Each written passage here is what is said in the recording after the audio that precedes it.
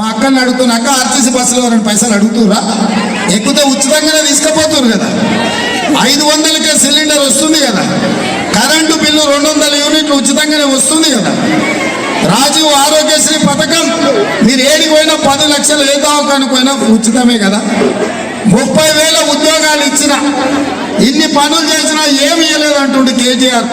అందుకే మా కంటోన్మెంట్ అక్కల తరఫున ఒక మాట చెప్పదలుచుకున్న కేటీఆర్కు, అయ్యా నీకు సినిమా దోస్తులు ఉంది కదా, మంచిగా చీర కట్టుకొని బస్సు ఎక్కు. ఏం చేయాలి? కేటీఆర్ చీర కట్టుకొని బస్సు ఎక్కుమంటున్నా.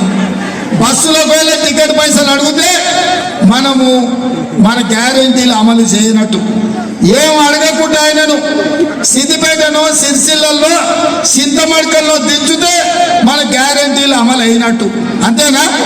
మరి సవాల్ ఒప్పుకుంటే ఎప్పుడొస్తావో చెప్పు, జూబ్లీ బస్ స్టాండ్ దగ్గరికి మా పిల్లలు మా సోదరులు అందరూ వస్తారు నీకు దండలు ఏనికి. 10 ఏళ్ళు ప్రజల్ని ముంచి రాష్ట్రాన్ని కొల్లగొట్టి 1,00,000 కోట్లు దోసుకొని సిగ్గు లేకుండా 100 రోజులు కూడా కాలేదు అప్పుడే దిగిపో అంటున్నారు.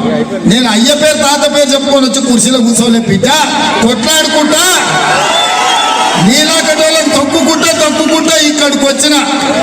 నువ్వో నీ అయ్యనో దిగవంటే దిగనీకే ఇది ఎవ్వరు లేడు అల్లా తప్పగా.